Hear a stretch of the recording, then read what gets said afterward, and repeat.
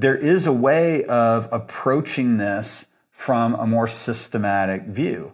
I mean, there are ways of engaging the organization to start to look at how do we create a team-based structure within the enterprise, right? How do we govern the flow of work so that we feed small batches to those teams? What do we measure and control in such a way that we actually encourage flow, we encourage getting work finished before getting work started, right? That kind of a thing. So typically when we engage, right, it comes down to let's look at the business capability model, the domain-driven design, the product model hierarchy, the different organizational structures, how governance is going to be done, what we're going to measure, and we establish a hypothesis for what are the kinds of changes that are going to be made in advance in order to help the different teams and the teams of teams and the networks of teams, the teams with dependencies between them to be have the greatest shot of success. Hey everybody, how are you guys doing today? So today I'm going to talk about a theme that I talk about quite a bit. The idea of teams, backlogs, working tested software. We're going to talk about it in the context of tailoring agile methodologies to meet the unique circumstances of your organization. But what I'm going to index on was a comment that we got on a TikTok reel that we did. And in that reel, my team basically pulled this clip that was talking about the idea that you can't really do Scrum unless you're willing to form complete cross-functional teams. Those teams to have a ready backlog and for them to be able to produce a working tested increment of software at the end of every sprint. And the comment was interesting, and it was something to the effect, and this is a paraphrase of, yeah, that's easy for you to say, but in real life, that's actually pretty hard. And I would 100% agree with that comment.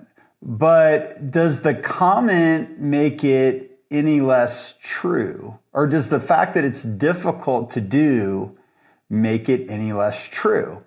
And, at the end of the day, what I go back to on all of this stuff is why are we adopting Agile? Like, what are we trying to get out of it? And if we're trying to put small bits of product into market on regular intervals, if we're trying to use those small bits of product to get feedback from our customers so that we can learn and inspect and adapt so that we can build better products, or let's say that we're trying to be really innovative and make sure that we're building products that our customers maybe don't even know that they want yet, or that if they do know what they want, that we're actually inspecting and adapting our way into actually getting them what they want, what they need, right? If we think about what we're really trying to do with Agile, right, I don't see any way around the idea that we have to have complete cross-functional teams, right? Said another way is that we have the value stream encapsulated within that single team, that team's operating off of a backlog that's broken into small user stories, backlog items, whatever you want to call them, that represent some sort of tangible, behavior within that system. And if we can't get to a working tested increment at the end of every sprint, I mean, like, what can we demo out to our customers? And, herein lies the problem. It's like if we say, yeah, that's easy for you to say, Mike, but yeah, in real life, it's really hard. I always look at what's the alternative? And so the alternative is that we're hiring Scrum Masters and we have these people called product owners, but we might run the mechanics of Scrum, right? We might do daily stand-ups, we might do reviews and retrospectives. We might do burn down charts and story points and all the different things that maybe a Scrum team does. Let's say we're even, doing XP or something, and we say, okay, well, we're going to do test-driven development, or we're going to do pair programming, or we're going to do whatever it is, whatever the software craftsmanship stuff that you might want to do. But we don't fundamentally have that ability at the end of the day to put that working tested increment in front of a client. It's like, what are we doing, right? So what I would suggest is that most, what I would call like tailoring or customization of Scrum isn't to adapt Scrum to the local needs of the team. Most Scrum customizations are really to adapt to the non-ideal conditions within the organization, right? So we kind of accept the constraints, we accept the limitations of the organization that we're in, rather than use Scrum as a mechanism to do things differently. Like, let's say, for example, you had a Scrum team that was organized around a product, but that product was actually, maybe a subset of functionality within a legacy monolith, right? Let's say you were a Scrum team that was trying to operate on some feature set within like a 50-year-old COBOL mainframe application. I should probably say 60 or 70 years at this point, right? Because some of this stuff's pretty old out there. The idea is that you would do Scrum, you would understand, you could do your backlog, that would be within your control. Your complete cross-functional team might be in your control, but you would have technical issues with being able to deploy that software regularly and to get feedback because it's so tightly architecturally coupled to everything else within that monolith, right? So the idea would be is that you would do Scrum and you would have all these deployment issues, right? Because you just couldn't deploy. And so you'd have to use Scrum as a forcing function. In fact, your velocity would be zero until that you did the necessary extraction work to get that component or that feature set out of the monolith, right? And in theory, that's the way it works, because your impediment to being able to do Scrum, your impediment to the kind of delivery that we're talking about is actually the legacy monolith, right? So the idea is you do Scrum, Scrum shows you your impediments, you remove the impediments over time, right? Basically, leveraging Conway's law, we organize around the thing that we want to be architecturally significant, paraphrase, and then that team would extract that out and break the dependencies with the rest of the org. But like I said, like my commenter said, that's really tough, right?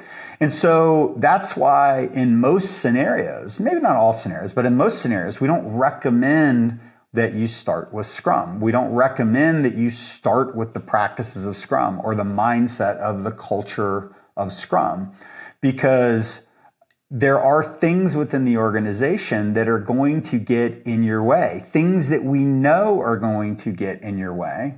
And if you want to do Scrum well, you don't have to stub your toe over things repeatedly, right? You get the agency within the organization to address them up front.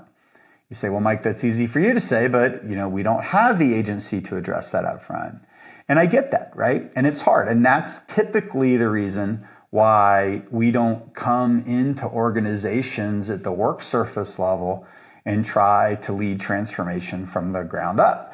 Because what ends up happening in practice is that you adopt the practices of Scrum, you hit these immovable impediments, and then in the presence of the immovable impediments, you start to tailor Scrum, which basically means is not do Scrum typically, and to accommodate the dysfunction of the enterprise. And that just doesn't work, right? So often what will happen is then you start redefining why we're doing Scrum. And we say, well, Scrum isn't really about delivering business value, and it's not really about innovating in the marketplace, and it's not about delivering in small batches and learning and adapting to the customers. It's really about the team, and it's about the culture, and it's about how well we collaborate and how happy we are at work. And all those things are great, right? And all those things are worthy things, but they're not necessarily a reason in and of themselves to overhaul how your company does business. So how we've chosen to approach it, right? And this is why we do videos like this, and this is why we're out doing talks, and it's why we put stuff up on TikTok and LinkedIn and all the different places that we put them. It's because it's what I want the world to understand, in effect, is that there is a way of approaching this from a more systematic view. I mean, there are ways of engaging the organization to start to look at how do we create a team-based structure within the enterprise, right? How do we govern the flow of work so that we feed small batches to those teams? What do we measure and control in such a way that we actually encourage flow, we encourage getting work finished before getting work started, right? That kind of a thing. And so typically when we engage, right, it comes down to let's look at the business capability model, the domain-driven design, the product model hierarchy, the different organizational structures, how governance is going to be done, what we're going to measure, and we establish a hypothesis for what are the kinds of changes that are going to be made in advance in order to help the different teams and the teams of teams and the networks of teams, the teams with dependencies between them to be have the greatest shot of success. And so if you're that TikTok viewer and you are on a team and you don't have agency to change things, then that's what you've got, right?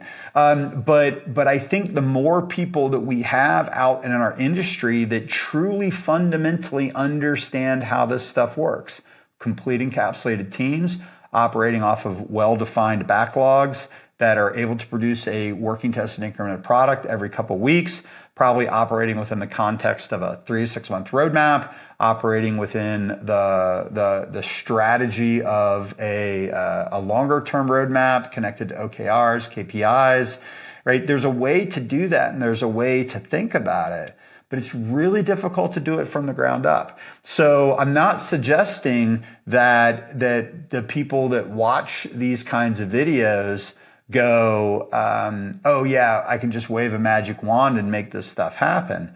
But what I do want people to understand is that the practices of Agile by themselves are not necessarily going to lead to those conditions. And then you're making intentional trade-offs. And just what kind of makes me sad and what is a little frustrating is that Agile is slowly becoming, maybe rapidly becoming, seen as a team-based methodology and a way for teams to manage their to-do lists in a collaborative way. And what's going to happen is, and actually one of the things I've seen is Agile as a methodology is starting to be viewed as a set of practices. I see that more and more in the marketplace. And the kinds of change that we've been advocating for the last 13 years are really starting to get pulled up more into the digital transformation world. There's a world around this idea of composable enterprises, composable organizations. You're starting to see some of it made manifest in mature strategies around cloud migration. So at the end of the day, right, what we're going to find is that ball of organizational redesign, right, the mantle of organizational change is going to be picked up by somebody else. And I think we're seeing evidence that in the various conferences and things like that. It seems that most of them have largely punted on the idea of transformation as a concept that we're trying to address. And it's really just about team-based practices. And again, I just think that's okay, right? And I think there's a place for that. I just don't think it's going to solve the problem. So yeah, it's easy for me to say, but it's very difficult in practice to do, which is, again, why we're out educating, why we're out talking to people, why we're out doing this, why we say the things that we say, because yes, I'm speaking to you as a practitioner, but I'm also speaking to you as a future leader. And what I'm also trying to do is to enable you to speak to your leaders and to hopefully we have some leaders that are watching this. And if Scrum isn't working for them, I want them to understand why. Because there is a path forward and there is a way to think about this stuff. And I feel like I'm saying the same thing over week to week, but it is the truth and it is what we're dealing with every single day. So hope this helps and appreciate the comments that you guys give. My team tries to keep me up to speed on what comments are out there and tries to keep me responding. Sometimes I get a little slow, but I'm pretty committed to engaging with you guys. So if there's anything you'd like to say or any thoughts you have, we'd love to hear your feedback. And look forward to talking with you guys next time. Talk to you soon. Bye.